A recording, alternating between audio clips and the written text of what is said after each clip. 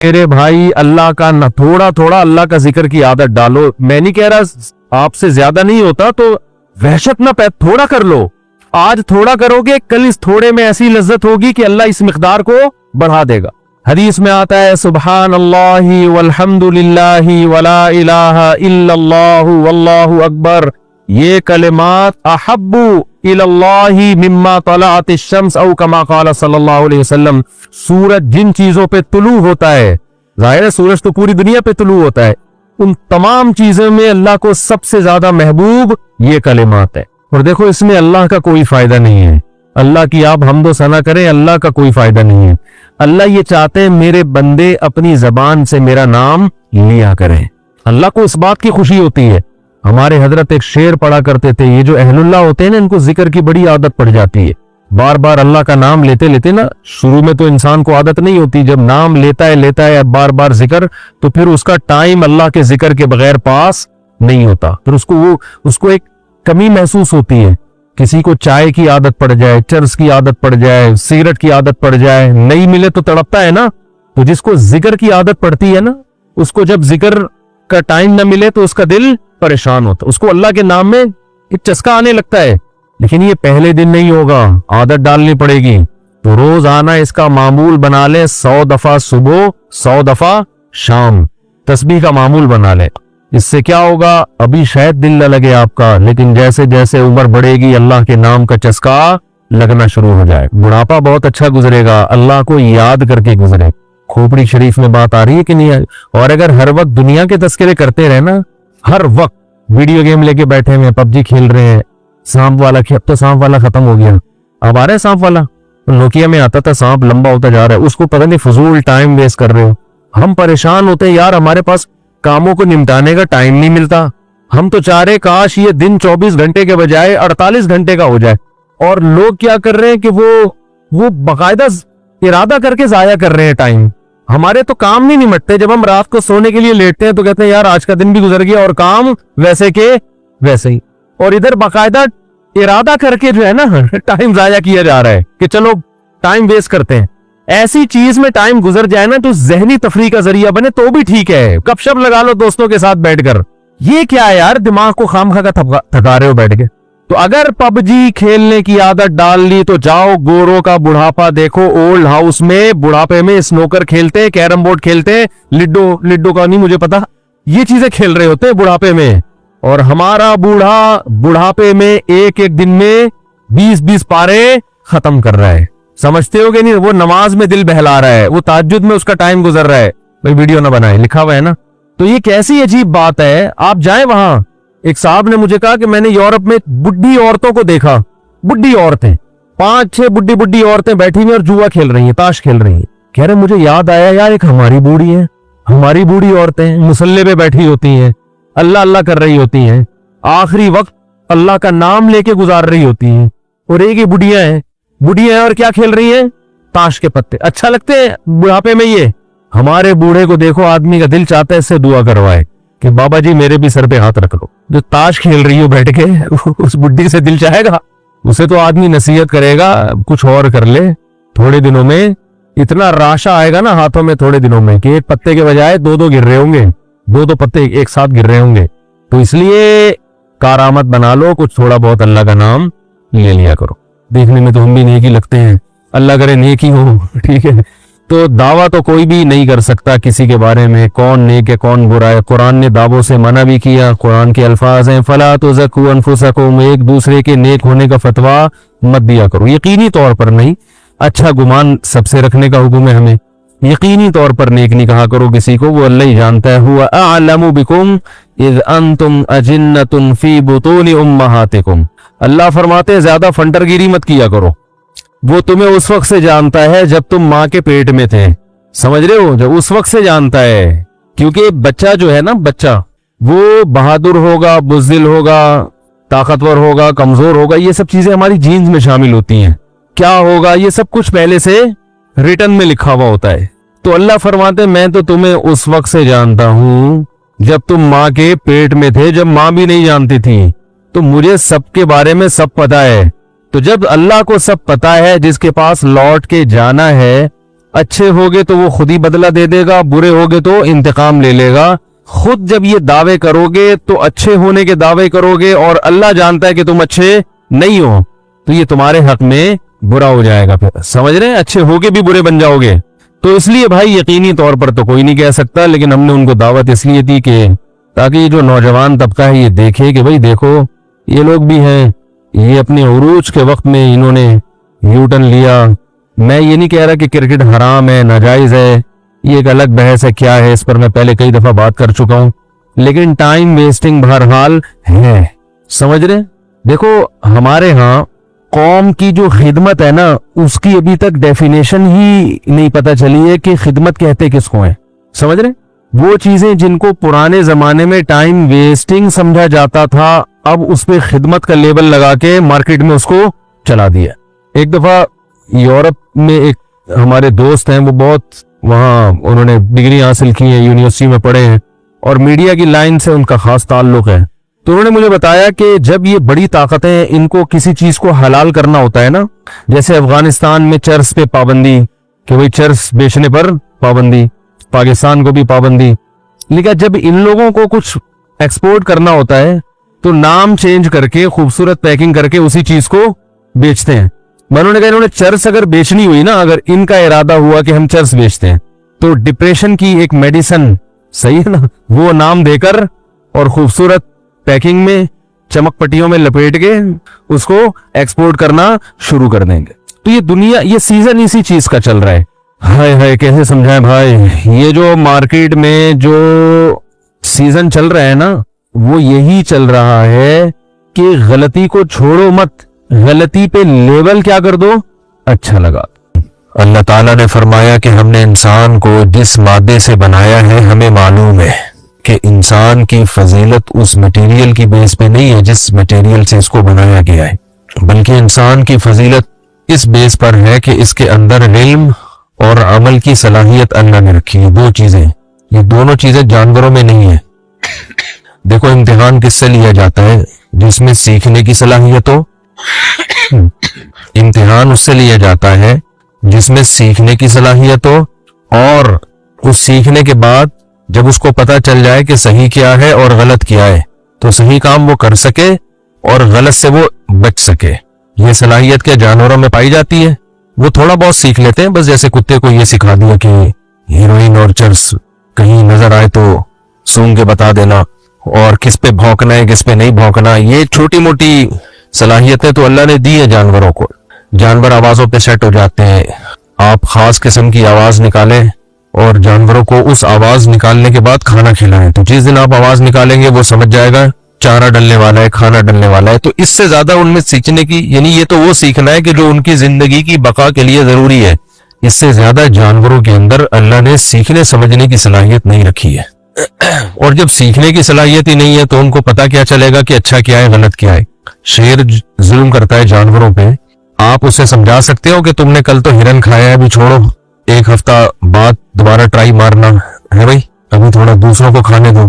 آپ نے دیکھا ہوگا کوئی دوسرا جانور شکار کرے، شیر آ کے اٹھا کے لے جاتا ہے.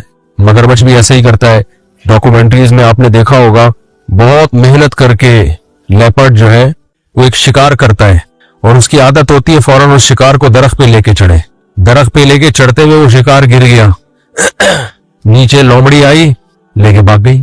اب بتاؤ لومڑی کو سمجھانا چاہیے نا کہ یار وہ گھنٹہ سے بیچارہ بیٹھا ہوا ایک ہفتے سے پوری ٹرائی مار رہا تھا کہ ہرن یا کوئی جانور اسے ملے، بھوکا بھی ہے، تم نے تو کل ناشتہ کیا ہے، کل تم 3 چوہے تم نے کھائے ہیں، اس بیچارے کو اتنے دنوں سے کچھ نہیں ملا، اب ایک محنت کی ہے تو یہ طریقہ ٹھیک نہیں ہے. آپ کا کیا خیال ہے لومڑی کو سمجھائیں گے سمجھ میں آئے گی یہ بات؟ آج کل انسانوں کو سمجھانے سے یہ باتیں سمجھ میں نہیں آ رہی، لومڑی کو کہاں سے سمجھ میں آئے گی؟ یہ میں اتنی بات کیوں کر رہا ہوں، اس پہ اتنی زور کیوں لگا رہا ہوں؟ اصل میں یہ جو لبرل دنیا ہے نا، سیکولر دنیا ہے، اس دنیا میں اس سیکولر اور لبرل دنیا نے انسان کو خواہشات کا غلام بنایا ہے. بس اپنی خواہشات پوری کرو، زنا کرو، چرس پیو، شراب پیو، مزے اڑاؤ. اس نے انسان کو خواہشات کا غلام بنا دیا ہے، اور اس خواہشات کی غلامی سے 2 نقصان ہوئے. ایک اللہ سے ریلیشن ختم ہو گیا، ایک آپس میں ریلیشن کی ایسی کی تیسی ہو گئی. اسلام 2 ہی ریلیشن کا نام ہے، اللہ اور اللہ کا مخلوق سے ریلیشن اور مخلوق کا آپس میں ریلیشن. محبتیں ختم، ذمہ داریاں پوری کر رہے ہیں ذمہ داری پوری کرنے کا نام حقوق نہیں ہے. دیکھو ذمہ داری کسے کہتے ہیں, ذمہ داری میں اور ریلیشن میں کیا فرق ہے. باپ اپنی اولاد کو کھلاتا ہے, آپ کا کیا خیال ہے, ذمہ داری پوری کرنے کے لیے کھلاتا ہے یا تعلق کی بیس پہ کھلاتا ہے؟ بولے نا, ریلیشن کی بیس پہ کھلاتا ہے نا. شوہر جو بیوی کو کھلاتا ہے کیا صرف ایک قانون کی ضابطے کو پورا کرنے کے لیے کھلاتا ہے یا اس لیے کھلاتا ہے کہ میری بیوی ہے؟ ضابطہ پورا کرنے کے لیے اگر کھلائے گا نا وہ تو پھر پوری کیلکولیشن کرے گا کہ اتنا نفقہ بنتا ہے, آڈٹ ہوگا پورا وہ سسٹم کہ اتنا بنتا ہے جو شرعن و عقلن میرے اوپر لازم ہے, اس سے زیادہ تو بنتا ہی نہیں ہے. تو ایسا تھوڑی ہوتا ہے. اولاد کو آپ کھلاتے ہیں ریلیشن کی بیس پہ, آپ کی اولاد ہے. اب دیکھو فقہاء نے مسئلہ بیان کیا کہ لڑکا جب بالغ ہو جائے تو اس کا نان نفقہ باپ پہ واجب نہیں ہے. قانون تو یہی ہے اسلامی, لیکن کیا دنیا میں ایسا باپ دیکھا کہ لڑکا بالغ ہو گیا وہ کہ قانوناً شرعن و عقلاً مجھ پہ لازم نہیں ہے, نکل گھر سے باہر؟ کبھی کوئی ایسا کرتا ہے؟ بھائی یہ قانون کا سہارا تو جب لیا جائے گا جب کوئی لڑائی ہو جائے آپس میں. ادروائز شریعت نے کہا ہے بھائی باپ ہے تو اولاد کو کھلائے گا, اور جب باپ بوڑھا ہوگا تو پھر کون کھلائے گا؟ اولاد کھلائے گی. تو ریلیشن ریلیشن ریلیشن, تعلق تعلق تعلق, پورے دین کی بنیاد اس پر ہے. بات سے بات نکلتی ہے, میں بیان کو سمیٹتا ہوں لیکن بکھرتا ہے بہت زیادہ بیان, کیا کروں مجبور ہوں. تو ٹاپک کو پکڑ کے رکھا کریں آپ, کہاں سے ہم چلے تھے تاکہ وہاں پہ آؤں دوبارہ. آپ کو یاد ہے کہاں سے چلے تھے؟ تعلق کی بنیاد پہ تو آیا ہوں, وہ ریلیشن بھی نہیں. اللہ تعالیٰ نے بتایا کہ ہم نے انسان کو جس چیز سے بنایا ہے وہ بھی وہی میٹیریل ہے جس سے جانوروں کو بنایا ہے. تو تم میں اور جانوروں میں کوئی فرق تھوڑی ہے. فرق کی جو بیس ہوگی وہ دو چیزوں کی بیس پر ہوگی, تمہارے اندر صحیح بات کو سیکھنے کی صلاحیت, اور پھر تمہارے اندر اس صحیح بات کو سیکھنے کے بعد اس کو ایڈاپٹ کرنے کی, اس صحیح پہ چلنے کی صلاحیت ہے. جانوروں میں یہ صلاحیت نہیں ہے. یہ گچی سے پکڑ کے رکھے آپ, پکڑ پورا حلوے میں پلیٹ میں رکھ کے دے دیا. اب یہ ٹاپک دائیں میں نہیں ہونا چاہیے. ہاں اب بتائیں میں کہاں گیا تھا؟ والدین کی ریلیشن کی بات کرتا. آپ نے یہاں سے پکڑ کے رکھنا ہے, میں ابھی آگے سے واپس ہو کے آ رہا ہوں. تو ریلیشن ریلیشن ریلیشن, وجہ کیا ہے؟ اسلام ریلیشن پہ پتہ ہے کیوں یقین رکھتا ہے؟ اللہ تعالیٰ نے انسانوں کو یہ جو ڈپریشن, اسٹریس اور مسائل ہے نا, انسان کو سب سے زیادہ ضرورت محبتوں کی ہوتی ہے. سب سے زیادہ ضرورت کس چیز کی ہے؟ انسان محبت کا بھوکا ہوتا ہے. یہ انسان کی فطرت ہے. دو طرح کے مخلوق اللہ نے پیدا کی ہے. ایک مخلوق وہ ہے جو انڈیویجولی لائف گزارتی ہے. ایسے جانور بھی آپ کو دنیا میں ملیں گے, اکیلے کوئی مل جائے ٹھیک ہے, ہاں وہ نر مادہ کا ملاپ بس اس حد تک, بس باقی وہ اٹھ رہا ہے وہ ادھر نکل لیے, دوسرا ادھر کو نکل لیا. لیکن کچھ جانور پورے گروپ کی شکل میں رہتے ہیں. آپ نے دیکھا ہوگا چیونٹیاں اپنے گروپ سے الگ ہو جائے, اپنی قطار سے الگ ہو جائے تو اس کی موت ہے. شہد کی مکھیاں انڈیویجول لائف گزارتی ہیں, یہ پورا ایک پریوار ہوتا ہے ان کا, ہے ایسا نہیں ہوتا ایک مکھا مکھی نے فلیٹ بک کرایا وہیں زندگی گزار رہے ہیں. نہ بھائی, پورا خاندان ہے, پورا ایک پریوار ہے, مل جل کے کام تقسیم ہے, ایک دوسرے کے لیے لڑتی بھی ہے. تو انسان کا شمار اس مخلوق میں ہے جس کو پورا ایک ریلیشن کا ایک پیکج چاہیے. اس پیکج میں کہیں بھی کمی ہوئی نا, اس کی زندگی میں ڈسٹربنس ہوگی, اس کی زندگی مکمل نہیں ہو سکتی. وہ کیا چاہیے اس کو؟ سب سے پہلے تو ایک عدد اماں چاہیے, وہ تو سب کو نیچرلی ملی جاتی ہے, اس کے بغیر بندہ پیدا ہی نہیں ہوتا. ایک عدد کیا چاہیے؟ ابا چاہیے. اب وہ بعض لوگوں کے ہاں ہوتا ہے, بعض لوگوں کے ہاں نہیں ہوتا. مسلمانوں کے ہاں ہوتا ہے, غیر مسلموں میں بہت سے غیر مسلم ایسے ہیں جن کے ابا مارکیٹ سے شارٹ ہو گئے, ابا ہوتے ہی نہیں, تو زندگی وہیں سے برباد ہونا شروع, باپ ہی نہیں ہے. پھر باپ کی طرف سے جو رشتے ہیں, چچا اور ماں کی طرف سے جو رشتے ہیں, پھر بہن بھائیوں کے, اگر آپ کے بہن بھائی نہیں ہیں آپ میں کمی رہ جائے گی, آپ میں کمی رہ جائے گی. اصل میں لوگ کہتے ہیں کہاں کمی رہ گئی, وہ دیکھو نا صحیح تو بندہ ہے. بھائی وہ کمی رہ گئی ہوتی ہے, آپ نے چونکہ جن میں کمی نہیں ہے وہ دیکھے نہیں ہوتے, تو اس لیے آپ کو وہ کمی والا نارمل لگ رہا ہوتا ہے. کبھی میرے پاس لاؤ تو میں بتا دوں گا کہ نارمل ہے یا اس میں کمی ہے. آپ بہن بھائیوں کی بات کر رہے ہو, دو بچوں میں جب وقفہ زیادہ ہو جائے نا تو بھی بڑا بچہ ڈسٹرب ہو جاتا ہے. بڑے بچے کو اپنے قریب العمر بھائی یا بہن چاہیے کھیلنے کے لیے, اگر اس میں بھی وقفہ زیادہ ہو گیا تو وہ بھی ڈسٹرب ہوتا ہے, اس کی لائف میں بھی رنگینیاں ختم ہو جاتی ہیں. دیر سے بولنا سیکھتا ہے, اپنے دکھ درد کی باتیں کسی کے ساتھ شیئر نہیں کر سکتا, 20 مسائل کھڑے ہوتے ہیں. خیر, پھر انسان کو دوست احباب بھی چاہیے, انسان کو قوم بھی چاہیے, خاندان بھی چاہیے. 20 قسم کے ریلیشن ہے جس میں انسان پلتا بڑھتا ہے. پھر اگر وہ مالدار ہے تو اس کو ریلیشن چاہیے, غریب اس سے محبت کریں. اس کے لیے اسلام نے زکوٰۃ اور صدقات و خیرات کا نظام دیا کہ مالدار غریبوں کو کھلائیں گے. سمجھ رہے ہو کہ نہیں سمجھ رہے؟ اور کس کے لیے؟ صرف اللہ کے لیے کھلائیں گے. اب اگر مالدار غریبوں کو کھلا رہا ہے اپنے فائدے کے لیے, جیسے کمپنیاں کر رہی ہوتی ہے تو وہ غریب کے دل میں محبت تھوڑی پیدا ہوگی. غریب کو پتا ہے اس کا مفاد ہے. جیسے فیکٹریوں میں سیٹ صاحب غریبوں کو تنخواہیں دیتے ہیں, کھلا رہے ہیں نا کہ نہیں کھلا رہے, لیکن ان تنخواہوں سے ملازم کے دل میں سیٹ کی محبت نہیں پیدا ہوگی, بلکہ ملازم کہے گا ہماری فیکٹری چل ہی اس سے رہی ہے, تو کھلا دیا تو کیا ہو گیا, کھلا دیا تو کیا ہو گیا. لیکن زکوٰۃ اور صدقہ خیرات میں یہ تصور نہیں ہوتا, بلکہ وہاں تو یہ انما نطعمکم لوجہ اللہ, بھائی ہم تمہیں اللہ کے لیے کھلا رہے ہیں, اللہ دینے والا ہے, ہم تقسیم کرنے والے, ہمارا ہے ہی نہیں, یہ تو اللہ کا دیا ہوا مال ہے, اللہ نے کہا ہے کہ دو, تو ہمارا تو ہے ہی نہیں, یہ تو شکریہ بھی نہیں مانگتے ہم تم سے. لا نرید منکم جزاء ولا شکورا, ہم تم سے اس کا بدلہ بھی نہیں مانگتے اور اس کا شکریہ بھی نہیں مانگتے, تھینک یو بھی مت کہنا ہمیں, ایسا نہ ہو ثواب ضائع ہو جائے ہمارا. تو بتاؤ اس سے امیر کا غریب سے ریلیشن بنے گا کہ نہیں بنے گا, ہے بھائی. پھر اپنے رشتہ داروں پہ خرچ کرنا, رشتہ داروں پہ خرچ, زکوٰۃ دینے کا دگنا ثواب بتایا نبی صلی اللہ علیہ وسلم نے. کیوں بتایا دگنا؟ رشتہ جڑے گا بھی اس سے اور صدقے کا ثواب بھی ملے گا. تو صدقے کا تو مل ہی رہا ہے, دوسرا رشتہ جوڑنے کا بھی ثواب مل رہا ہے, رشتہ جوڑنے کا بھی ثواب مل رہا ہے. تو اچھا, اب مسئلہ کیا ہے؟ جب رشتوں کو جوڑنے کا حکم دیا نبی صلی اللہ علیہ وسلم نے, یہاں بیان میں خواتین بھی آتی ہیں, خواتین کا کام بہت امپورٹنٹ ہے رشتے جوڑنے میں. آج کل توڑنے کا کردار زیادہ ہو رہا ہے, جوڑنے کا کردار کم ہو رہا ہے. ہر وہ چیز جو رشتے توڑنے کا ذریعہ بنتی ہے اس پہ پابندی لگائی. غیبت کرنے سے رشتے جڑتے ہیں یا ٹوٹتے ہیں؟ ٹوٹتے ہیں. غیبت پہ پابندی لگائی.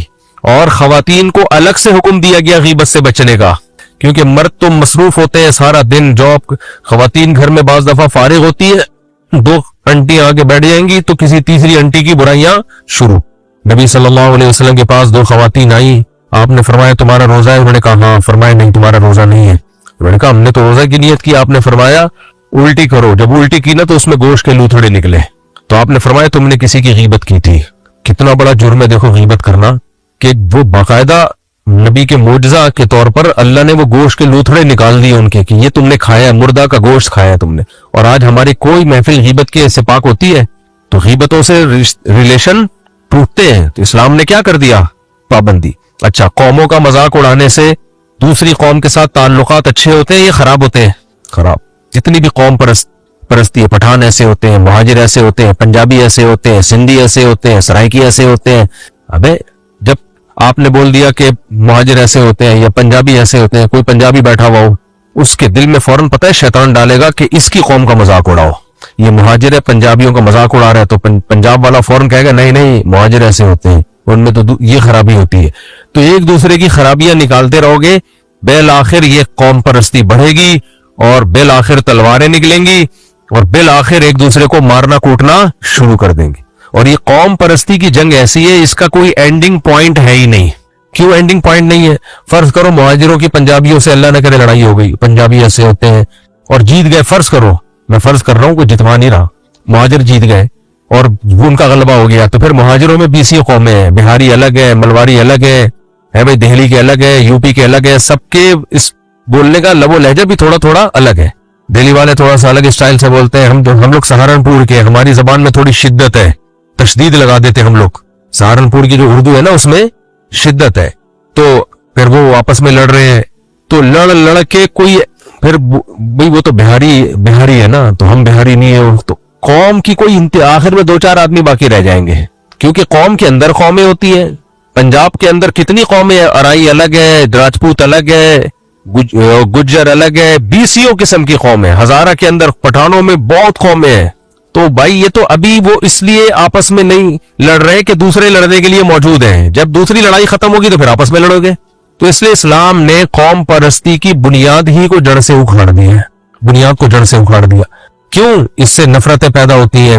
دیکھو مجھے ایک بات بتاؤ, آپ کی اولاد ہو, باپ کی سب سے زیادہ خواہش کیا ہوتی ہے کہ یہ آپس میں محبت سے رہیں. ہوتی ہے کہ نہیں ہوتی؟ اگر آپ کے بیٹوں میں کوئی معذور ہے اور ایک صحت مند ہے, وہ صحت مند بیٹا اس معذور کا مذاق اڑانا شروع کر دے, سب سے زیادہ غصہ اس پہ کس کو آئے گا؟ باپ کو, کہ وہ چاہے گا کہ یار یہ میرے سب برابر ہے. تو حدیث میں آتا الخلق عیال اللہ, مخلوق اللہ کا خاندان ہے, اللہ کا خاندان ہے.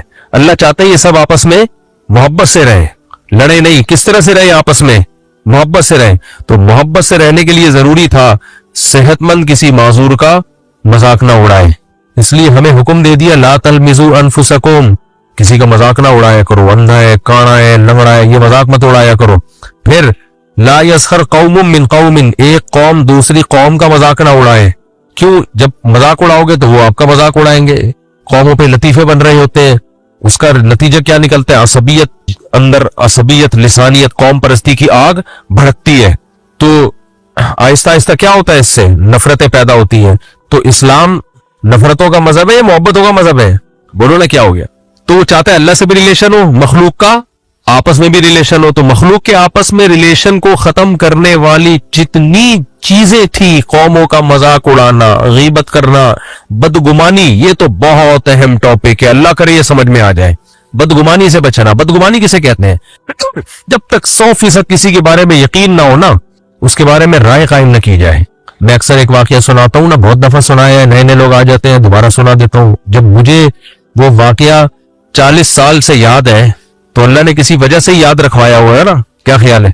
40 साल से एक वाकया मुझे याद है और छोटा सा वाकया है, तो कोई वजह थी ना, अल्लाह ने मुझसे कहलवाना था मिंबर पे। मैं 10-12 साल की उम्र होगी मेरी, मैं तबलीग वालों के साथ मोहल्ले में गश्त कर रहा था। एक साहब आए, हमारे सामने मेन गेट से अंदर घुसे हैं। तबलीग वालों ने नॉक किया दरवाजा, कोई बच्चा आया, बेटा अब्बू है घर पे? जमात आई है। उन्होंने कहा नहीं। घर गया, वापस आके कह रहा नहीं अब्बू नहीं है, अब्बू घर पे नहीं है। हालांकि हमने जाते हुए अपनी आंखों से, अपनी इन गुनाहगार आंखों से देखा था। सही। अच्छा, हमारे हजरत मुफ्ती रशीद अहमद साहब इस तकल्लुफ के कायल नहीं थे, गुनाहगार आंखें, हम तो गुनाहगार है तो तौबा करो ना, पब्लिक को क्यों बता रहे हो? तो मुफ्ती रशीद अहमद साहब का राय ये थी कि ये न पढ़ो तकल्लुफ में। हजरत अपने आप को अहकर भी नहीं लिखते थे। हमारे रिवाज है तवाज़ुअन लिखा जाता है अहकर, यानी सबसे हकीर फकीर। हजरत नहीं लिखते थे। फरमाते अल्लाह ने अशरफ बनाया तो हम हकीर क्यों है? क्या ख्याल है? बस उनकी एक राय थी। और कहा अगर गुनाहगार भी हैं तो अल्लाह के सामने बताओ भाई, पब्लिक को क्यों बता रहे हो? बाज लोग लिखते हैं आसी, आसी का मतलब होता है गुनाहगार। हजरत ये आसी भी नहीं लिखते थे अपने नाम। फरमाया अगर कोई गुनाह है तो अल्लाह को बताओ ना, पब्लिक को क्यों बता रहे हो? तो हमारे शेख हजरत मुफ्ती रशीद अहमद साहब रहमतुल्लाह अलैह तकल्लुफ से बिल्कुल बिल्कुल दूर थे। तो कहते थे अपने नाम के साथ लिखो बंदा, बंदा यानी अल्लाह का बंदा बस। तो लेकिन कोई लिख रहा है अहकर या आजिज तो भी गलत नहीं है, उसको लिखने दें, ऐसा ना हो मजाक उड़ाना शुरू कर दे। हर एक की अपनी राय होती है। लेकिन वो नहीं लिखते थे गुनाहगार, आसी, आसी, खाकसार, जैसे लिखते ना, ऐसे ऐसे तवाज़ो में गढ़े जा रहे होते हैं। फिर फरमाया कि ये लोग जो सब नहीं, जो बड़े उलमा है वो तो अलग बात है, लेकिन जो लोग लिख रहे होते हैं ना वो भी तकल्लुफ में ही लिख रहे होते हैं, समझते नहीं अपने आप को ऐसा। किसी ने लिख दिया अपने आप को हकीर, नाचीज, और कोई दूसरा के कहते जी आप तो है ही नाचीज, आप तो हकीर हैं। ऐसा तैश चढ़ेगा ना, चवाट मारेगा रख के। तो दिल में तो ये है कि मैं बहुत बड़ी फिल्म हूं, लिख क्या रहे हैं? हकीर, नाचीज, आजिज। तो ठीक है, जो लिख रहा है उसकी नीयत पे शक न करे, लेकिन मैं तो सिर्फ मुफ्ती रशीद अहमद साहब रहमतुल्लाह का मजाक बता रहा हूँ, वो नहीं लिखते थे ये सब चीजें। अच्छा खैर, तो हाँ, तो हमारे सामने वो साहब अंदर गए। तो तबलीग में जो हमारे अमीर थे, अब हमें बदगुमानी हुई ना कि बंदा इधर गया और आते ही लंबी फेंक दी उसने बच्चे ने। अब्बू से पूछ के आया होगा कि कहाँ हो। अब्बू ने बोल दिया होगा कि उनको जाके बोल दो कि मैं घर पे नहीं हूँ। बाज बच्चे तो मासूम होते हैं, वो आके बता देते हैं अब्बू कह रहे हैं मैं घर पे नहीं हूँ। बाज बच्चे ये भी मासूमियत में कह देते हैं कि अब्बू कह रहे हैं मैं घर पे नहीं हूँ। तो मुझे वो दिन याद है, हमारे अमीर साहब ने कहा देखो बेटा, किसी से बदगुमान नहीं होना, किसी से बदगुमान नहीं होना। ऐन मुमकिन है कि वो आए हो, कोई पानी वानी पिया हो और कोई पीछे छोटा दरबोनी हो, पतली गली गंदी गली हो सकता है वहां से वापस निकल गए हो। और हकीकत यह है कि इसका पूरा पूरा इम्कान होता है। बाज़ बंदा घर में आता है, पानी पिया और गेट से निकल के चला गया। और शरीयत का जब हुक्म है हमें कि बदगुमानी मत करो, तो फिर तो शरीयत तो यही, जब आप आए हो अल्लाह की बात करने के लिए, गश्त करने के लिए, तो आप ही कुरान पे अमल नहीं करोगे तो फिर हम दीन की दावत कैसे देंगे? तभी अल्लाह ने तबलीगी जमात को पूरी दुनिया में फैला दिया है। क्योंकि हम जो दीन में मशहूर लोग हैं ना, सबसे बड़ा मसला उनके साथ अखलाकियात। समझ रहे हो कि नहीं समझ रहे? सबसे बड़ा मसला क्या है? अखलाकियात से आ रही। आपसे कोई इख्तलाफ करे, कैसे कैसे इल्जामात लगाना शुरू कर देते हैं, ये फला है, ये दिमकाना है। मुझे तो वही लफ्ज आजकल याद आ रहा है, दरबारी और कर्नल और ब्रिगेडियर। सिर्फ इस बेस पे कि आपसे क्या कर लिया, आप बोलो भाई राय गलत है, ये बोलो 100 दफा, लेकिन लिमिट को क्रॉस करने की कोशिश मत करो। लिमिट क्रॉस करोगे अल्लाह को जवाब देना पड़ेगा, किसी का कुछ नहीं जाएगा। अल्लाह पूछेगा कि आपने कैसे। उधर अल्लाह तो कह रहा है कि इन बाब वन इस्मुन इज्तनिबू कसीरम मिन वन, बदगुमानी से बचो, बदगुमानी से, बदगुमानी से बचो। बहुत दफा ये बदगुमानी झूठ होता है, आप समझ रहे होते, हकीकत में ऐसा नहीं होता। کوئی دلیل نہیں ہوتی اپنے مخالف پر جو چاہے. یہ مذہبی لوگوں میں بہت زیادہ ہے. سیاسی لوگوں کی تو بیس ہی یہی ہے. سیاست ہماری چلتی ہی اس بیس پر ہے. میں دیکھو سیاست میں ٹانگ نہیں اڑاتا, نہ میں یہاں سیاست کرنے کے لیے بیٹھا ہوں, لیکن سیاست کے بارے میں شریعت نے جو رہنمائی کی ہے وہ تو بتانا میرا فرض ہے کہ نہیں ہے. سیاست میں ایک اصول یاد رکھو جو ہمارے یہاں چل رہا ہے کہ میرا لیڈر کتنا ہی غلط کرے وہ پھر بھی ٹھیک ہے, میری مخالف پارٹی کتنا ہی اچھا کرے وہ پھر بھی غلط ہے. یہ چل رہا ہے. تو یہ سیاسی لیڈروں کی مجبوری ہے, ان کو کرنے دو. ہم اور آپ کو ایسا نہیں بننا چاہیے. سیاسی لیڈروں سے اللہ خود ہی پوچھ لے گا قیامت کے دن. ہمیں کیا کرنا چاہیے؟ ہم اگر کسی کو اپنا سیاسی لیڈر مانتے ہیں تو ہمیں یہ تصور کرنا چاہیے کہ یہ دوسروں سے اچھا ہے. اتنا اچھا نہیں ہے جتنا میں سمجھ رہا ہوں, تھوڑا سا کم کر لو. اور میری مخالف پارٹی کا جو سربراہ ہے وہ میرے پارٹی کے سربراہ سے تھوڑا کم ہے, کم لیول کا ہے, لیکن اتنا برا نہیں ہے جتنا میں اس کو سمجھتا ہوں. تھوڑا سا اس کے لیے بھی کچھ ظرف رکھو. اگر یہ والی سیاست ہمارے ملک میں آئے نا, بہت سارے مسئلے حل ہو جائیں گے. ہمارے یہاں تو میرے بھائی ایسا سیٹ اپ چل رہا ہے کہ آپ کسی کی رائے سے اختلاف کرو بس ایسے جیسے شہد کے چھتے میں ہاتھ دے دیا. اور یہ مذہبی لوگوں میں یہ چیز زیادہ ہے. اور پھر مذہبی لوگ جب مذہب کا لیبل لگا کے فتوے لگاتے ہیں نا سامنے والے پر, پھر آدمی کہتا ہے یار مذہب کو تو استعمال, مذہب تو بدگمانی سے بچنے کا حکم دے رہا ہے, تو مذہب کا لیبل تو مت لگاؤ نا. میں اس کی ایک مثال دیتا ہوں نا. شادی کی مثالیں بڑی جلدی سمجھ میں آتی ہیں لوگوں کے. شادی کی مثالیں, اس لیے میں شادی کی مثالیں دیتا ہوں, وہ جلدی نوجوانوں کے ایک دم سمجھ میں آ جاتا ہے. سو بھی رہے ہوتے ہیں نا تو خراٹے لے کے بھی بیان میں سورے اڑ جاتے ہیں. ہاں بھائی چلو, اس لیے میں یہ مثال دیتا ہوں. دیکھو مجھے بتاؤ, آپ گئے 70, آپ کی عمر ہے 50 سال. آپ کو پتا چلا کسی گھر میں 9 سال کی لڑکی ہے لیکن وہ بالغ ہو گئی ہے. بعض دفعہ 9 سال کی عمر میں بچی بالغ ہو جاتی ہے. ایسے بہت سارے واقعات ہیں, آج بھی ہوتے رہتے ہیں.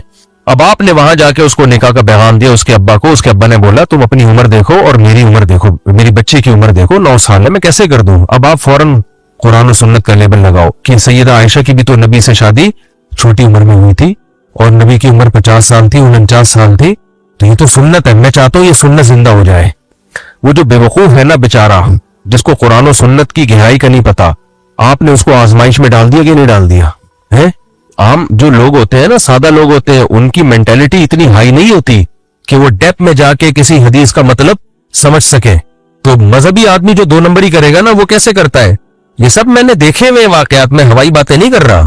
تو وہ کہے گا بھائی نبی صلی اللہ علیہ وسلم نے بھی تو کیا ہے, تو یہ تو سنت ہے, یہ سنت زندہ ہونی چاہیے وغیرہ وغیرہ وغیرہ وغیرہ. لوگ ڈر جاتے ہیں کہ یہ پتہ نہیں, حالانکہ یہ بے موقع آپ حدیث سنا رہے ہیں. آپ اپنی بچی کو رکھ کے سناؤ, آپ کی بیٹی کا رشتہ کسی 40-50 سال کی عمر کا آئے اور اس کی بچی کی عمر 10-11 سال ہو, آپ کبھی کرو گے یہ نہ. تو بالکل سیاسی لوگوں میں یہی ہو رہا ہے.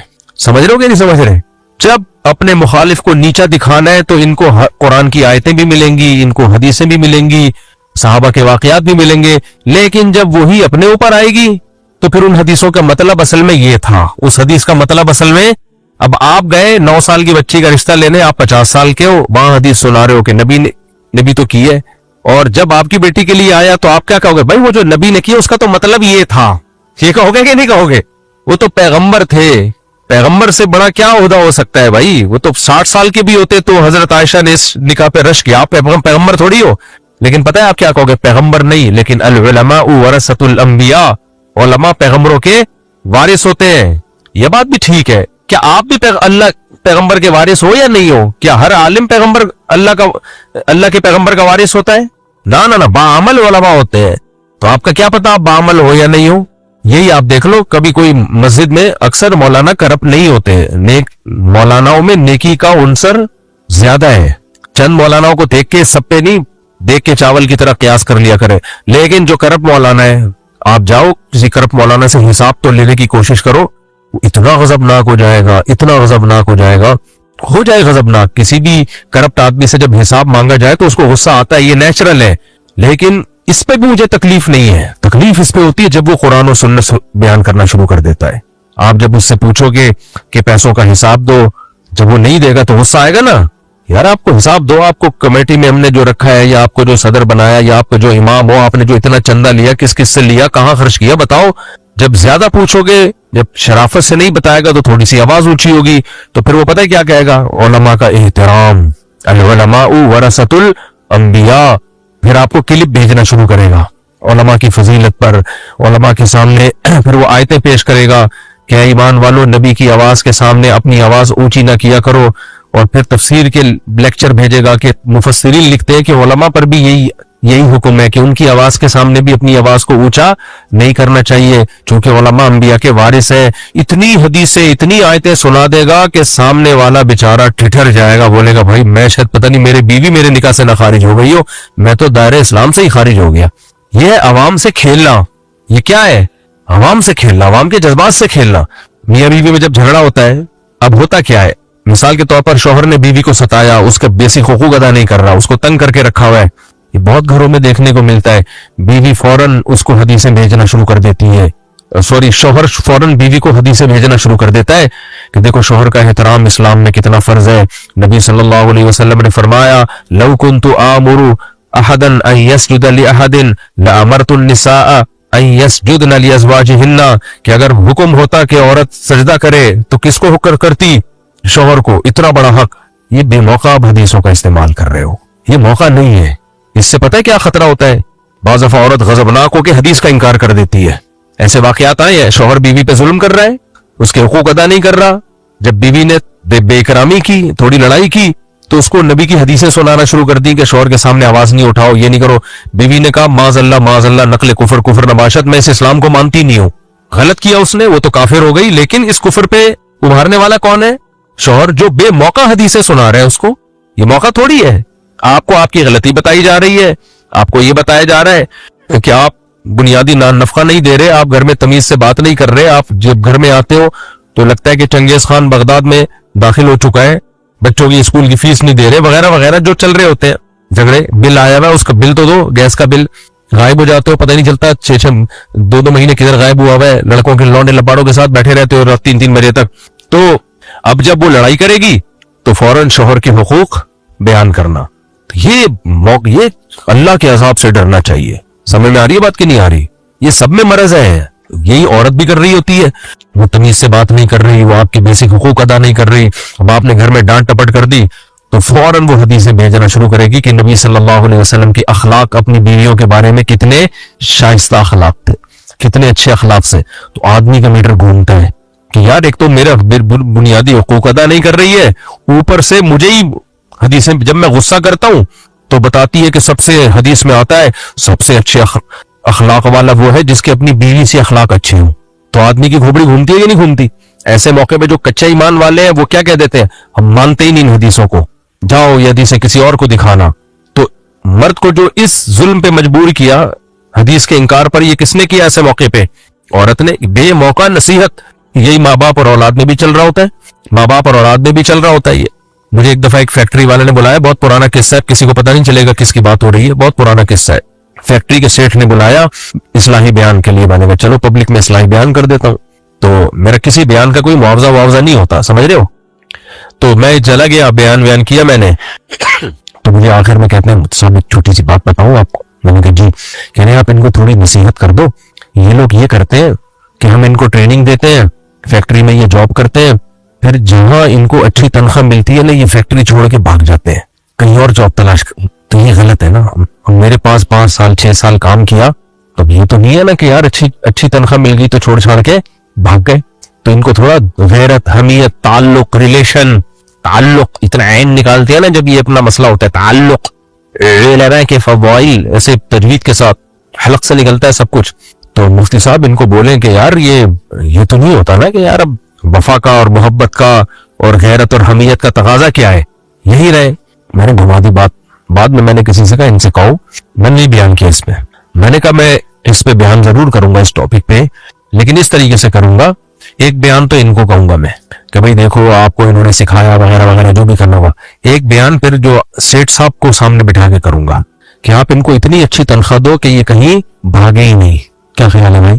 بھائی یہ جو یہاں فیکٹری میں آئے ہوئے ہیں یہ اپنے فائدے کے لیے آئے ہوئے ہیں، یہ آپ کو ثواب پہنچانے کے لیے نہیں آئے ہوئے. اور آپ جو یہاں فیکٹری چلا رہے ہو آپ اپنے مالی فائدے کے لیے ان کو تنخواہیں دے رہے ہو.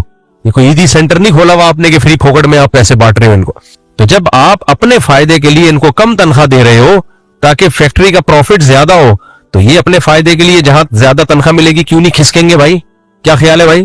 اچھا میرے ماتحت جتنے بھی لوگ کام کرتے ہیں نا آپ کسی سے بھی پوچھ لو, زیادہ لوگ نہیں ہے لیکن جو بھی تھوڑے لوگ ہیں, اب تو فاؤنڈیشن بن گئی تو اور بھی کچھ لوگ آ گئے ہمارے پاس, تو ہم نے ان کو ایک بات کہی ہوئی ہے کہ آپ کو کبھی بھی اچھی آفر کہیں سے آئے آپ چلے جانا, میں بالکل بھی ناراض نہیں ہوں گا. صحیح ہے نا؟ اپنے گارڈز کو بھی میں نے کہا ہوا ہے کہیں بھی اچھی, ہم جتنی تنخواہ دے رہے ہیں اس سے 1 روپے بھی کہیں زیادہ مل رہا ہو چلے جانا. یہ نہیں سمجھنا کہ مفتی صاحب بولیں گے یار دیکھو غیرت بھی کوئی چیز ہوتی ہے. میں نے کہا میں نہیں سوچوں گا, اور میں نے ساتھیوں سے کہا کہ ہمیں چاہیے اپنے ماتحتوں سے اتنا اچھا سلوک کرے کہ ان کو ہم سے اچھی آفر کہیں سے آئے نہیں یاری میرے خیال میں بات سمجھ, ہم ان کو اتنا پروٹوکول دیں کہ ہم سے اچھی آفر کہیں ملے ہی نہیں ان کو.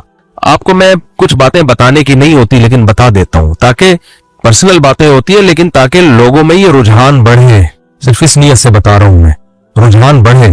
اپنے جو ماتحت لوگ ہیں نا ان کو اچھی رہائش دیا کرو, اچھا کھانا دیا کرو, اچھی تنخواہ دیا کرو, ان کی بنیادی ضرورتوں کا فل خیال کیا کرو. پھر وہ کام نہ کریں تو آپ ناراض ہو ان کے اوپر.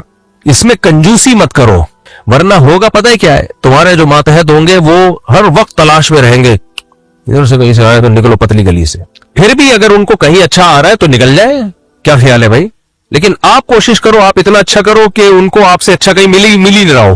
تو کم وقت جو سیٹ ہے جو یا فیکٹری چلا رہا ہے وہ اپنے آپ کو تبدیل نہیں کرے گا کہ میں اتنی آفریں دے دوں, میں وہ کہے گا کہ ان کو نچوڑو بالکل ایسے. فیکٹریوں میں اتنی ارننگ ہوتی ہے نا کہ مزدوروں کی تنخواہ تو بہت تھوڑا حصہ ہوتا ہے اس کا, یہ ڈبل بھی کر دیں تو بھی ان کا پروفٹ کم نہیں ہوگا. وہاں سے ان کو نچوڑ کے بالکل سرنج سے ان کا خون نکال لیا ہوتا ہے. اور ہمارے یہاں جب اخبار چھپا کرتا تھا نا تو حضرت مفتی ابو لبابہ صاحب بھی تھے اس میں, تو جس رات کو اخبار نکلتا تھا اس رات بہت ٹف ٹائم ہوتا تھا. تو استاد جی تھے ہمارے حضرت مفتی ابو لبابہ صاحب, وہ کہتے تھے کہ بھئی کھانا ہمیں اس رات ٹائٹ کھلانا ہے, یعنی ادارے کی طرف سے. تو ایک دن کیا ہوا, دال وال آ گئی. صبح جو اخبار چھپا ہے نا پرنٹ دھندلا تھا اس میں, تو ادارے نے کہا کہ یار یہ اخبار میں خبر وہ دھندلے نہیں آ جاتے پرنٹ بعد خبر. تو استاد جی نے کہا کہ جب دال کھلاؤ گے تو پرنٹ دھندلا ہی آئے گا.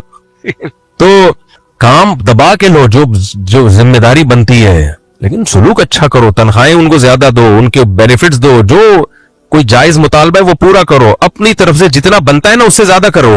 سمجھ رہے ہو کہ نہیں سمجھ رہے؟ جتنا بنتا ہے نا اس سے زیادہ کرو. تو اگر اللہ نے گنجائش دی ہے, نہیں دی ہے تو ایک الگ بات ہے. تو خیر کہاں سے کہاں بات چلی گئی. تو میں یہ بتا رہا تھا, یہ فیکٹری پہ نہیں بیان کر رہا تھا میں, ہاں بدگمانی والی بات کر رہا تھا کہ اسلام نے بدگمانی سے بچنے کا حکم کیوں دیا. ہاں میں یہ بتا رہا تھا کہ دیندار لوگ کیا کرتے ہیں, قرآن و سنت کا نا, دیندار سے میری برات جن کو تھوڑا بہت قرآن و سنت آتا ہے, جس بیچارے کو آتا ہی نہیں وہ کون سی حدیث پیش کرے گا, لیکن جن کو آتا ہے نا وہ بے موقع حدیثیں سنانا شروع کر دیتے ہیں, بے موقع قرآن کی آیتیں پڑھنا شروع کر دیتے ہیں. تو یہ غلط ہے, یہ اللہ کے غضب کو دعوت دینے والی بات ہے. آپ خود زیادتی کر رہے ہو. ہاں میں امام کی مثال دے رہا تھا کہ وہ کرپشن کر رہا ہو, آپ بولو یہ غلط ہے تو قرآن و سنت بیان کرنا شروع. قرآن و سنت. ایک لاہور میں ایک عامل ہے, روحانی عامل, تو آپ کو پتا ہے سارے ماشاءاللہ 2 نمبر ہی ہوتے ہیں. اللہ کا بڑا فضل ہے کہ ایک بھی میں نے روحانی عامل 1 نمبر نہیں دیکھا. یہ اللہ کا فضل کیوں ہے کہ اللہ نے میری بات کو سچا رکھا ہوا ہے اب تک. کیونکہ میں کہتا ہوں روحانی عامل جتنے سارے ایک ہی جیسے, یا تو فراڈی ہوتے ہیں یا اوپر سے کھسکے ہوئے ہوتے ہیں. تو کوئی ایک آدمی ایسا نکلا نا جس کے بارے میں کسی وہم ہوا کہ یہ شاید کھسکا ہوا نہیں ہے, تو پتہ چلا وہ بھی کھسکا ہوا ہے. تو یہ اللہ کا بہت بڑا فضل ہے میرے اوپر, کہ میرے اوپر اس لیے کہ میں نے یہ دعویٰ کیا ہوا ہے نا, تو آج تک یہ دعویٰ کہیں بھی جھوٹا ثابت نہیں ہوا. اچھا کچھ لوگ پتہ ہے امام حرم کوئی جو حرم میں کوئی بیت اللہ کی چابیاں, اب میں نام نہیں لوں گا ان کا, وہ ایسا نہ ہو کہ مسئلہ ہو جائے میرے لیے. حرم میں کوئی بڑے بڑے بزرگ شخصیت ہیں, تو کچھ لوگ پاکستان سے جا کے ان بزرگ شخصیت پہ دم بم کرتے ہیں اور پھر وہ کہتے ہیں دیکھو ہم تو ان کا علاج کر کے آئے ہیں. یہ بھی بہت چل رہا ہے, حرم میں فلاں بزرگ کا علاج کر کے آئے. وہ میں نے بزرگ کے بارے میں معلومات کروایا, وہ بیچارے وہم کے مریض ہیں, ان کو کسی نے بتا دیا آپ پہ جن, حالانکہ کچھ بھی نہیں ہے. تو کچھ وہمی ہوتے ہیں, نیک بھی ہوتے ہیں, لیکن وہمی تو بن جاتا ہے نا. تو پاکستان کے جتنے عامل ہیں پھوکے لگا کے کیش کراتے ہیں ان کو, پھر آ کے بتاتے ہیں میں نے ان کا علاج کیا ہے, میں نے ان پہ دم کیا ہے. تو آپ کو بتائے کوئی شخص یہاں سے سعودی عرب چلا جائے, مکہ میں حرم میں, اور حرم میں کسی بزرگ شخصیت پہ پھونک مار کے آ جائے, اس کی تو بلے بلے ہو گئی نا. کیا خیال ہے؟ جبکہ بند لوگ کہتے ہیں حرم میں اتنے بڑے بزرگ نے اس سے یار تعویذ لیا ہے اور رقیہ اور دم کروایا ہے, تو انڈا موڑ کی تو کوئی حیثیت ہی نہیں ہے. تو یہ لوگ پھر نوٹ چھاپتے ہیں. تو یہ کوئی بڑی بات نہیں ہے, کوئی حرم میں کسی کو پھونک مار دی یا کسی کو, یا کہ یہاں کسی شیخ الحدیث کو پھونک مار دی.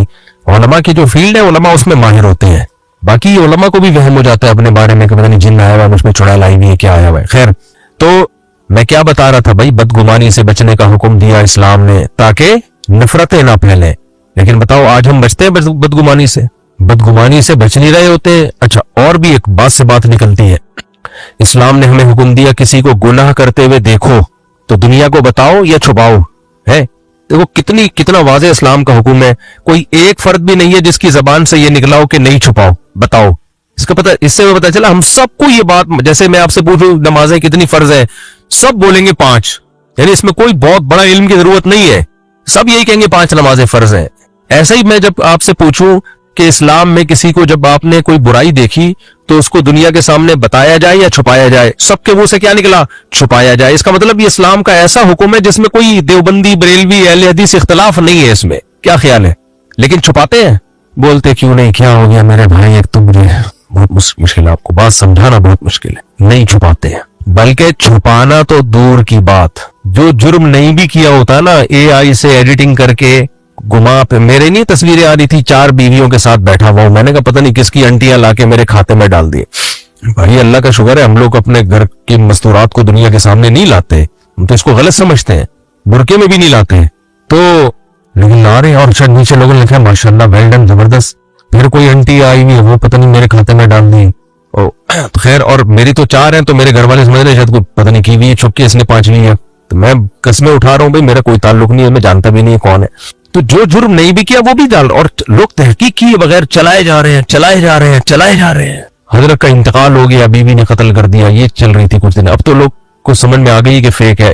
تو آپ کا جب کسی سے سیاسی اختلاف ہوتا ہے تو اپنے مخالف کے لیے آپ، جزاک اللہ، اپنے مخالف کے لیے آپ نیوز چلا رہے ہوتے ہو، فیک نیوز ہوتی ہے وہ، اور آپ یقین کرتے دیکھو یہ صحافی کیا کہہ رہا ہے، دیکھو.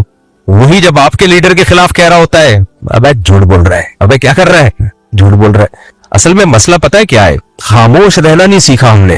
ہر چیز میں ٹانگ نہیں اڑایا جائے. آپ کہتے ہو پھر مفتی صاحب آپ بھی تو بہت سی چیزوں میں ٹانگ اڑاتے ہو جو آپ کی فیلڈ نہیں ہے. دیکھو وہ آپ اس لیے کہہ رہے ہو کہ میری فیلڈ نہیں ہے کہ آپ کا اس میں اختلاف ہوتا ہے، اس لیے آپ کہہ رہے ہو میری فیلڈ نہیں ہے. میں نے سیاست میں ٹانگ کبھی بھی نہیں اڑائی ہے. کوئی خبر دینا یہ سیاست نہیں کہلاتا، یہ تو نیوز ہے نا. جس کے پاس معلومات ہو وہ دے دے.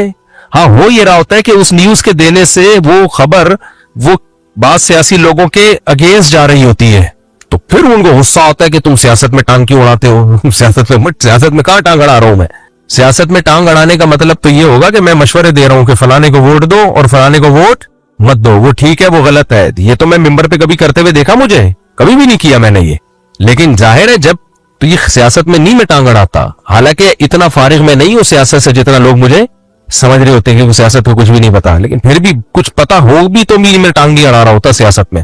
تو اب ہمارے ہاں کیا ہے، کسی کو نہیں پتا کچھ بھی، پھر بھی فیک نیوز پھیلائے جا رہے ہیں، خود بخود اس سے بنیادیں قائم کرتے چلے جا رہے ہیں.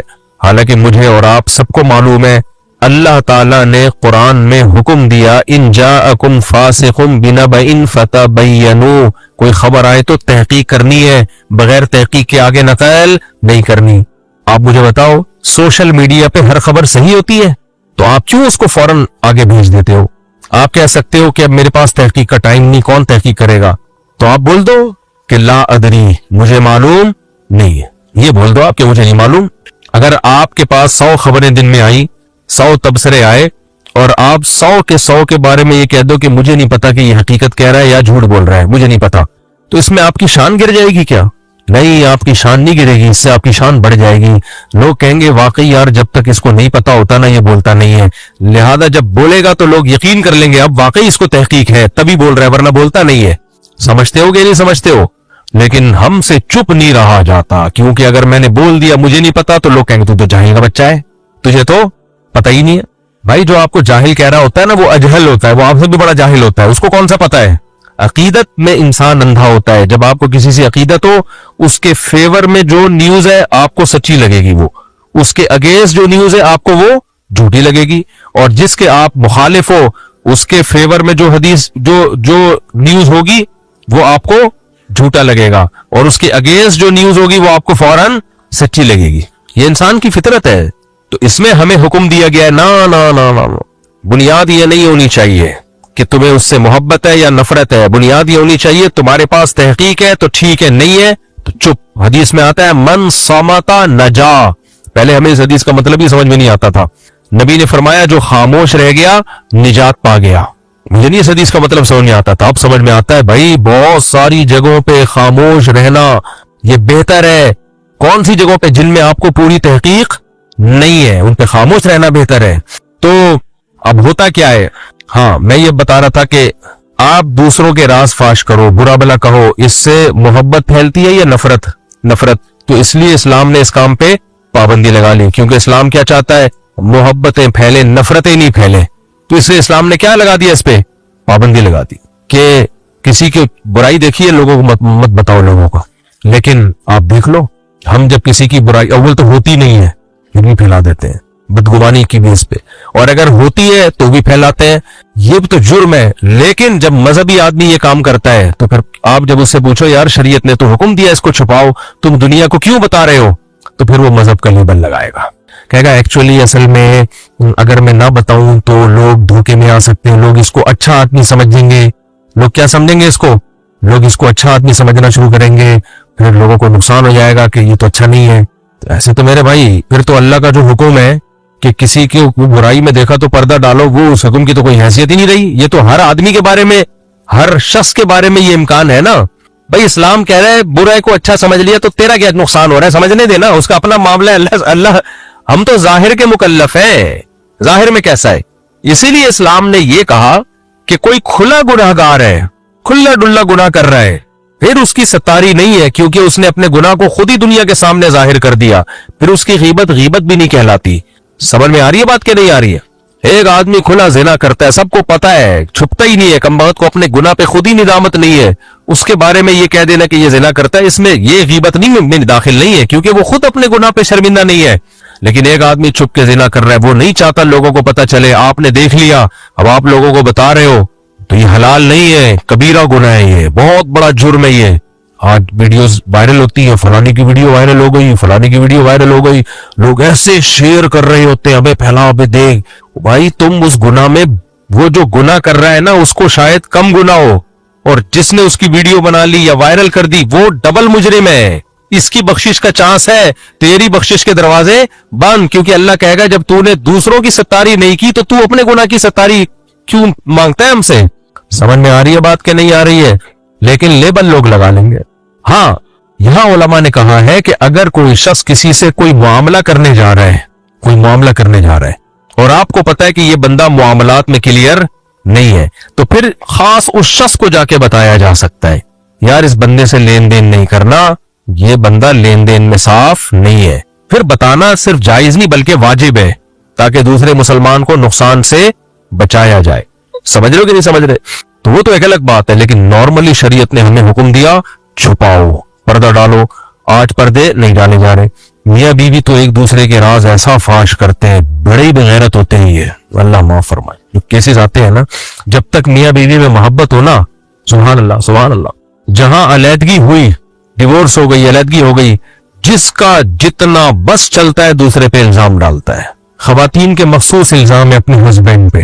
علیحدگی کے بعد خرچہ نہیں دیتا تھا, لڑکیوں سے ناجائز تعلقات تھے, فحش فلمیں دیکھا کرتا تھا, مارتا پیٹتا تھا, اور وغیرہ وغیرہ. جو وہ لکھا ہوا ہوتا ہے اس پہ وکیل نے بنا کے دیا ہوا ہوتا ہے کہ ٹوٹل جتنے امکانات ہو سکتے ہیں نا کسی آدمی کے گندے ہونے میں, وہ سارے امکانات اس نے اے آئی سے نکالے ہوئے ہوتے ہیں. اے آئی کو وکیل نے بتایا ہوا ہوتا ہے کہ دنیا کا غلیظ ترین مرد, اس میں کیا کیا کوالٹیز ہونی چاہیے. تو اے آئی نے امریکہ, جاپان, کینیا, سوریا, ہر جگہ تمام ملکوں کا ڈیٹا کلیکٹ کر کے جتنا غلیظ پلید منحوس انسان ہو سکتا تھا نا, وہ سارا اس نے کہا انگلش میں لیا میرے سامنے.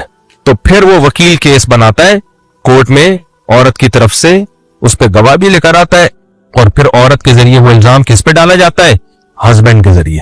ایک دفعہ ایسے کوئی کیس میرے سامنے آیا, میاں بیوی 9 سال رہے اکٹھے, علیحدگی ہوئی تو بیوی نے جو کورٹ میں الزام ڈالا ہو, یہ میرا میاں ایسا تھا, تو میاں نے بولا کہ جج صاحب اتنا گندا میاں کے ساتھ 9 سال گزار کیسے لیے اس نے اتنے گندے میاں کے ساتھ 9 سال, یہ پتہ نہیں 6 سال گزار کیسے لیے. اور یہی کام آدمی کر رہا ہوتا ہے ڈیورس کے بعد, ایسی تھی ویسی تھی, فلانی تھی ڈمکانی تھی, इतने पागल के बच्चे, अलहदगी हो गई, चुप करके बैठ जाओ यार, बोलो मेरा लेना देना ही नहीं है भाई, अब अलहदगी हो गई तो मैंने क्या करना है अब, जैसी मर्जी थी मुझे क्या। ना वो चुप बैठती है और या ना ये कमबख्त चुप बैठता है। देखो एक अहम तरीन बात, ये जो शरीयत ने कहा ना कि आप जो है किसी की बुराई को दुनिया के सामने जाहिर नहीं कर सकते, लेकिन चंद मखसूस हालात में कर सकते हैं, किसी को जुल्म का खतरा ना हो, तो ऐसे ही शरीयत ने ये भी दायरा खींचा है। मिसाल के तौर पर यहां कोई जुर्म होता है, आप सर सैयद थाना में जा सकते हो, ऐसा नहीं हो सकता कि आप इस्लामाबाद के थाने में FIR कटाओ, वो कहेंगे भाई आपके इलाके का ये हमें ये अथॉरिटी नहीं है। तो ऐसे ही खूब समझ लो, मियां बीवी में जब अलहदगी हो जाती है ना, तो शरीयत उनसे ये अथॉरिटी ही ले लेती है कि इनमें कौन सही था कौन गलत था। अब तुम अजनबी हो, तुम्हारा क्या लेना देना, कोई अजनबी बंदा जा रहा हो, मैं बोलूं ये बंदा ऐसा ही, आप बोलोगे यार आपका क्या लेना देना यार, बंदे तो PCO गुजर रहे होते हैं, आपका क्या लेना देना उससे। तो ये अथॉरिटी नहीं रही ना उनके पास। जब मियां बीवी थे तो फिर तो ये खतरा था कि हक तलफी हो रही है, तो औरत बताती है मेरा मियां ऐसा है, ताकि उससे जो जुल्म हो रहा है उसकी तलाफी हो। मर्द कहता है मेरी बीवी में ये खराबी है, ताकि शोहर पे जो जुल्म हो रहा है उसकी तलाफी हो। जब अलहदा हो गए तो हुकूक खत्म ना एक दूसरे के, अब ये ऐसी है ये वैसी है, वो ऐसा है वो वैसा है, और लोग बैठ के चस्के ले रहे होते हैं, बताना जरा और क्या क्या था उसमें। अबे ये तो हराम है, नाजायज है। एक बुजुर्ग का वाकया मशहूर है ना, उनकी बीवी उनको बहुत सताती थी, तो किसी ने कहा आपकी बीवी कैसी है, वो कहते थे बहुत अच्छी है बहुत अच्छी है।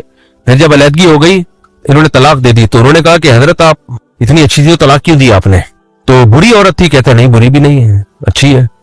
तो उनकी माँ ने या किसी ने पूछ लिया उनसे कि भाई ये तो आपको सताती थी तो आपने बुराई क्यों नहीं की इसकी, बता देते, बदअखलाक थी इसलिए मैंने छोड़ दिया। कहते यार पहले मुझे गैरत आती थी, मेरी बीवी है, मैं उसकी बुराई करूंगा तो बदनामी किसकी है भाई, अपनी बदनामी है ना। लोग बोलेंगे नहीं इसकी बीवी ऐसी है इसकी बीवी ऐसी, तो मेरी इज्जत थी, मैं नहीं उसको, जो घर की बात है मैं घर से बाहर नहीं ला सकता था, तो चलो अब तो छोड़ दिया ना, अब तो आपकी इज्जत नहीं रही, अब बता दो क्या बुराई थी। कह रहे अब बताऊंगा तो वो मेरी लगती क्या है जो मैं उसकी बुराइयां बयान करता फिर लोगों के सामने। नहीं यार मेरा ख्याल है बहुत मुश्किल केस है ये, बहुत मुश्किल बात है ये। अब हम लोग इतने बुरे हो चुके हैं ना, अब हमारी मेंटेलिटी से ये बहुत ऊपर की चीजें हैं। अब ये समझ में ये ऐसा लगता है पानी सर से गुजर चुका है, ये बहुत पहले सीखने की चीजें थी। तो कोई कह रहा है कि अब बताए ना, वो कह रहा है अब मैं क्यों बताऊं, जब मेरी अलहदगी हो गई तो मेरा क्या लेना देना, जनबी औरतों की मैं बुराई बयान करूं, ये मर्दानगी है। एक आदमी कह रहा है फलानी घर में एंटी रहती है वो ऐसी है, फलाने घर में एंटी रहती है वैसी है। लोग कहेंगे तू खुद जनाना आदमी, तू मर्दों वाले काम कर, मर्दों वाली बात कर, तुझे क्या लेना देना कि फलानी का उससे चक्कर चल रहा है, फलानी का उससे चक्कर। हर महल्ले में कुछ जनाने किस्म के मर्द होते हैं कि नहीं होते? देखो हर महल्ले में, बल्कि हर खानदान में कुछ जनाने मर्द होते हैं। जनाना कहते हैं फारसी में औरतों को, कुछ मर्द होते हैं जनाने किस्म के। उनका काम क्या होता है? हर घर में नजर रखना, खानदान की हर बच्ची पे किसका किससे चक्कर चल रहा है, कौन क्या कर रहा है, वगैरह वगैरह। तो अबे छोड़िए, औरतें उनको ताने देती है ना कि क्या तुम औरतों की तरफ, सब औरतें नहीं कर रही होती है ऐसे, लेकिन कुछ औरतें कर रही होती है, तो उनको फिर गुस्सा आता है कि तुम भी वही वाले काम कर रहे हो जो यहाँ फारिग लोगों के काम होते हैं। तो आदमी को इन चीजों में दिलचस्पी बिल्कुल भी नहीं होनी चाहिए, कौन क्या कर रहा है और किसके घर में क्या हो रहा है। फिर वही लतीफा आता है मुझे, एक आदमी ने अपने बच्चे से पूछा अल्लामा इकबाल कौन थे? कहता पता नहीं अब्बू अल्लामा इकबाल कौन थे। अच्छा कायदे आजम का बताओ। कह पता नहीं अब्बू। कम बखत स्कूल जा तो पता चलेगा ना कायदे आजम और अल्लामा इकबाल का। तो बच्चे ने कहा अच्छा अब्बू जमशेद का पता है कौन है? अब्बू कहते पता नहीं। गफ्फार का पता है? नहीं। अब्बू घर में रहो तो पता चलेगा महल्ले महल्ले की खबर है अपने घर का। तो ऐसे लोगों के साथ इसी तरह होता है। ये तो खैर एक लतीफा है, लेकिन ऐसे लोगों के साथ इसी तरह होता है। छोड़ दो दूसरों के क्या हो रहा है क्या नहीं हो रहा, कौन बुरा कर रहा है कौन अच्छा कर रहा है, हमारा क्या लेना देना भाई, हमारा क्या लेना देना।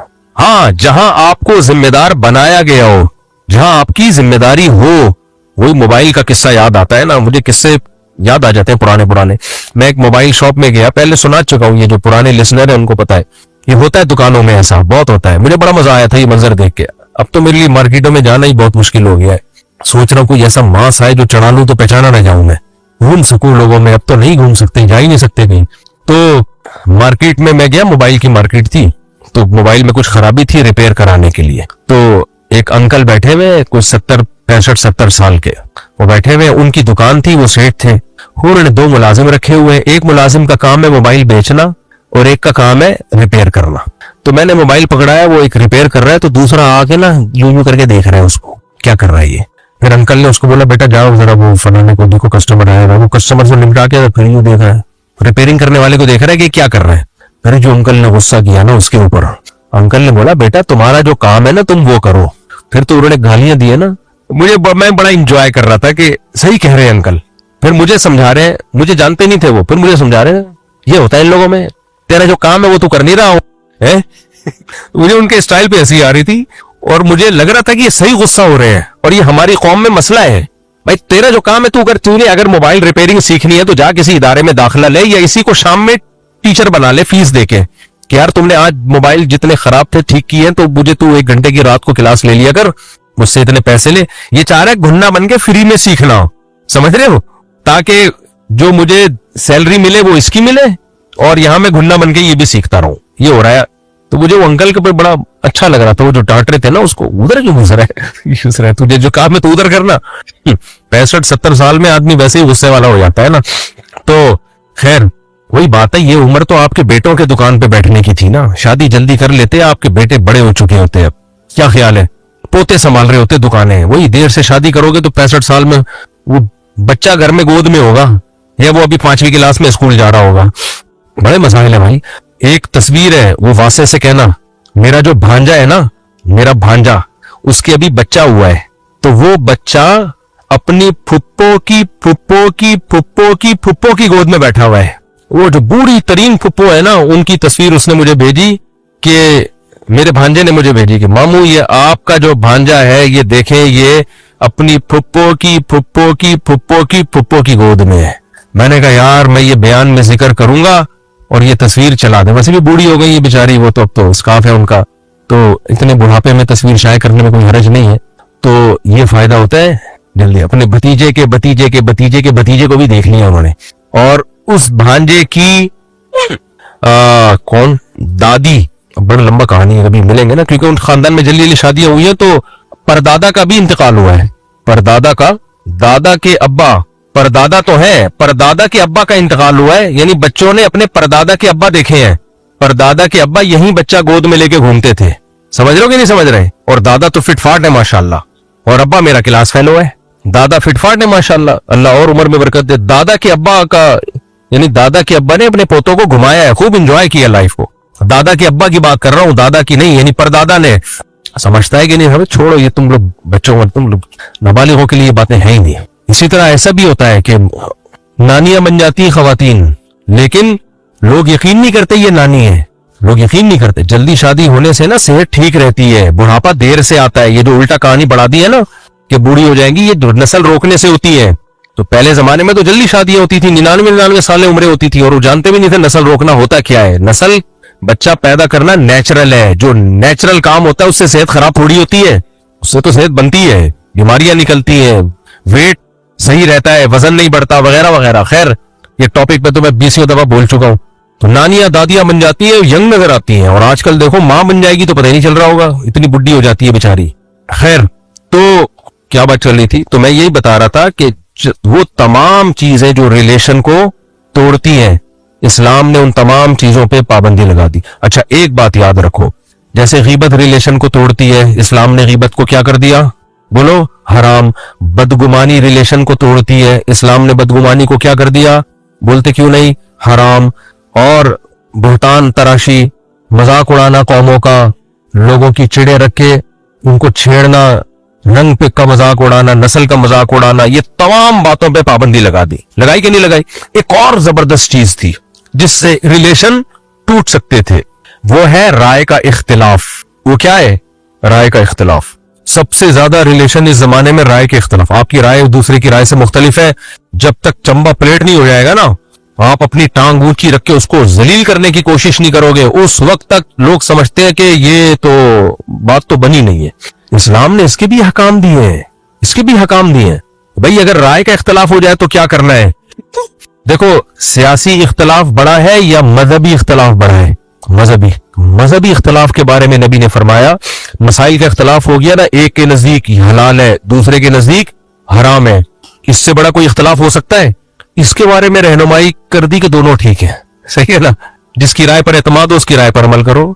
मैं अक्सर हदीस सुनाता हूं, बनु कुरैज़ा, नबी, सही बुखारी मुस्लिम की हदीस है, नबी करीम सल्लल्लाहु अलैहि वसल्लम ने सहाबा किराम को बनु कुरैज़ा की तरफ भेजा और फरमाया कि असर की नमाज रास्ते में नहीं पढ़ना, खतरा था कि डाकू वाकू और ये सब लड़ाइयां होती थी, तो मकाम पे पहुंच के पढ़ना।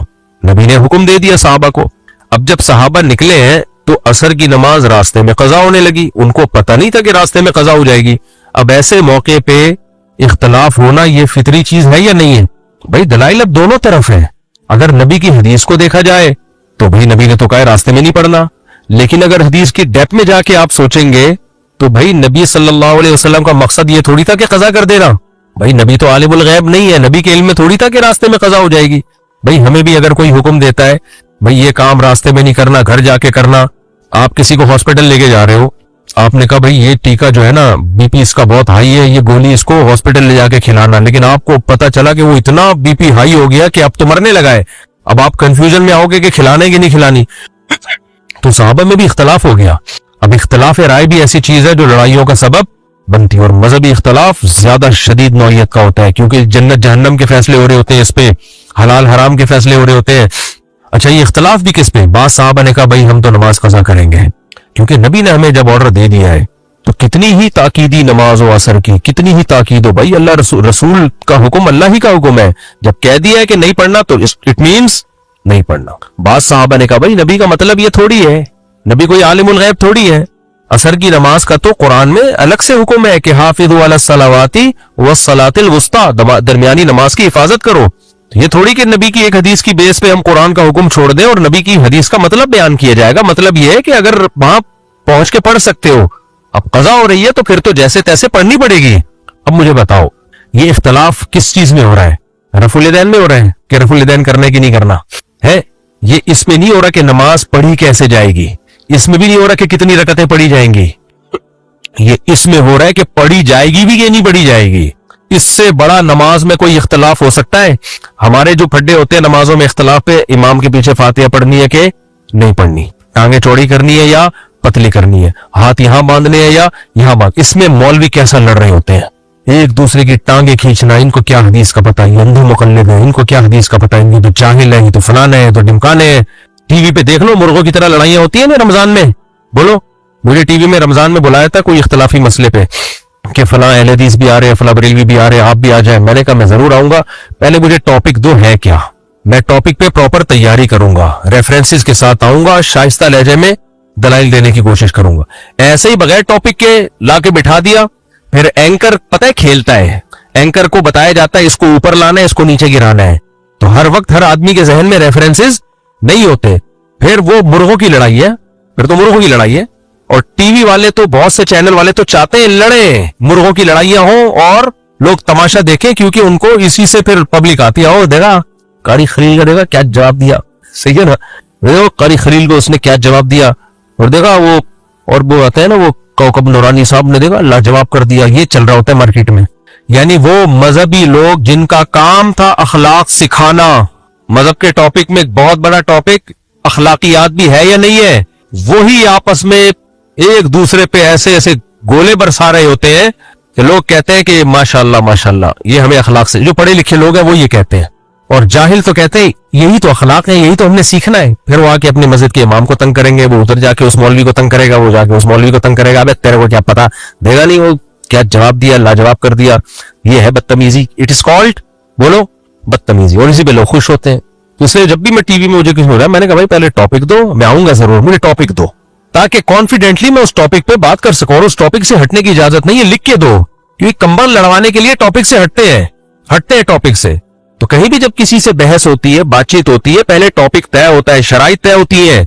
उन शराइत के बगैर आप बात करोगे, कितनी देर किसने बात, पता चला एक बोल रहा है, बोले ही आ रहा है, वो बोले ही आ रहा है, बोले ही आ रहा है, चुप ही नहीं हो रहा, हम बैठे हुए और प्रोग्राम खत्म हो गया। लोग कहेंगे देखा मुफ्ती साहब को तो खामोश कर दिया, तो एक राय चली जाएगी, दूसरी सामने ही नहीं आएगी।